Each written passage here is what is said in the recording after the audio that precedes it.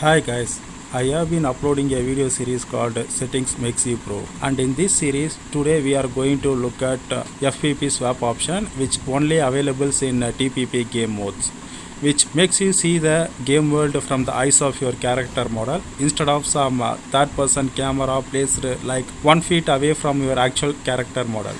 But why would someone want to see the game world from the character model eyes, while the third person camera can let you have some superpowers like seeing through objects, actually letting you see the enemy while they can't see you? But in FPP mode, there is no way you can see the enemy without letting them see you. The very first reason is view without any obstruction. Unlike third person mode, where your character model itself obstructs some of your view, which becomes an apparent problem when you are pushing a narrow path, vaulting over a narrow window, or in most of the close combat situations where your character model itself blocks some of your surroundings from which your enemies could most probably appear. This non-obstructive view feature of FPP gives you an huge advantage in many situations and many places. If you start using it often and creatively, you will find its usage is limitless. And if you ask me what are some of those situations, just do a YouTube search. You will be loaded with tons of tips and tricks about FPP swap. And the real reason why I am making this video right now is that one particular trick using FPP swap option which lets you shoot over the broken wall or any objects of same height in FPP mode, which blocks all of your bullet if you try to shoot over those same object in third person mode. This has been boggling my mind ever since I watched it, and I couldn't stop myself from thinking about how on earth or why on earth it works. So I dived deep to figure out the answer. In the process, I eventually found out how complex it is to create a third person game like this, and how developers overcome those complexities using some witty, intelligent and smart techniques, which we as players don't even think about. But as a overthinker, I found out most of those things were mind blowing and more fun to learn about than playing the actual game itself. So I thought it would be cool to share what I learned in this process with you and get your mind blown away like mine. The very first difficulty in developing any third person game is calculating the bullet trajectory path from barrel of the gun your character model is holding, which itself is placed on the left side of the screen, to the crosshair which is placed on the center of your screen. And the bullet trajectory path widely varies depend upon the distance of object you are shooting at. Due to this, the weapon trajectory path has to be calculated depends upon your target distance, and it has to be done for each and every bullet before it leaves your barrel. And imagine if you are on auto firing, it will be a huge computational load for your processor. Do you want to know what the developers are come up with to avoid this huge computational burden and make your game as smooth as possible? Yeah, they decided to shoot the invisible bullet straight through the center of your camera to the crosshair, and playing the fake muzzle flash animation to make it look like the bullet is fired from your barrel. So the bullet projected out from the center of your camera will go in a straight line and hit where you are pointing the crosshair without any need of computation. Simple but smart, correct? But this will lead to another huge problem, a really huge problem, not for you but for your enemies. Actually for you as well, because it depends upon the situation, who is behind the cover and who is in the open area.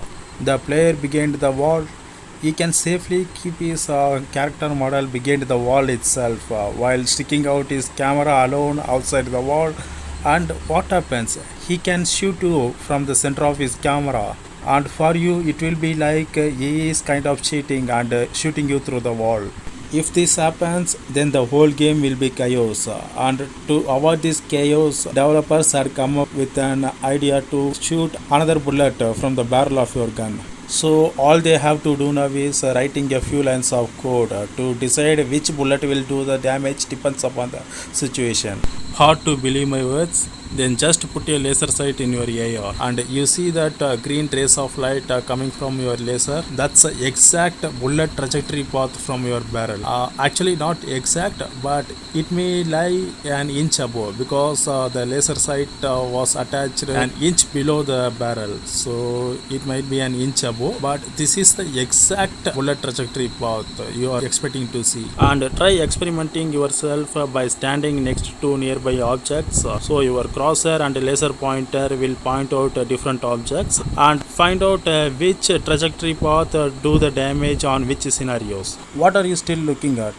Go enter into the training ground and start experimenting by yourself to find out the answer. Okay.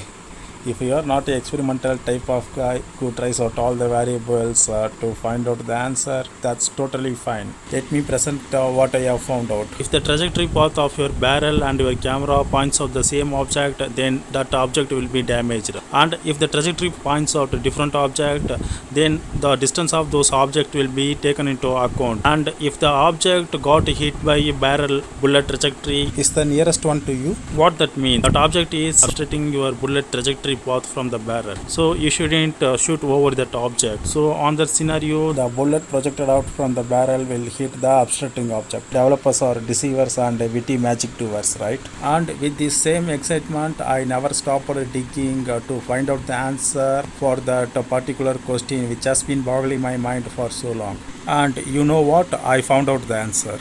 And the only reason we can able to shoot over those objects in first person mode, which are almost half our shoulder height, is just because developers wanted to retain the shooting game vibe in first person mode as well, like in third person mode. Yeah guys, that's the reason we can able to shoot over those objects in first person mode.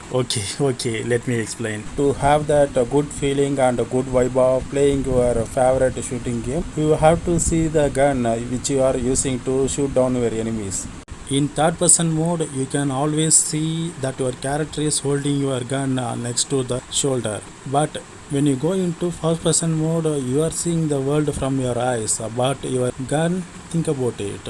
In third person mode, it was placed on your shoulder, and if the same concept is used in first person mode, you couldn't see the gun unless you look down. So you won't anymore feel like you are playing the shooting game because the gun is not visible in your screen. To avoid this, what the developers have done is they lifted the gun from your shoulder to the little bit down of your eye level, so you can see your gun always in the screen.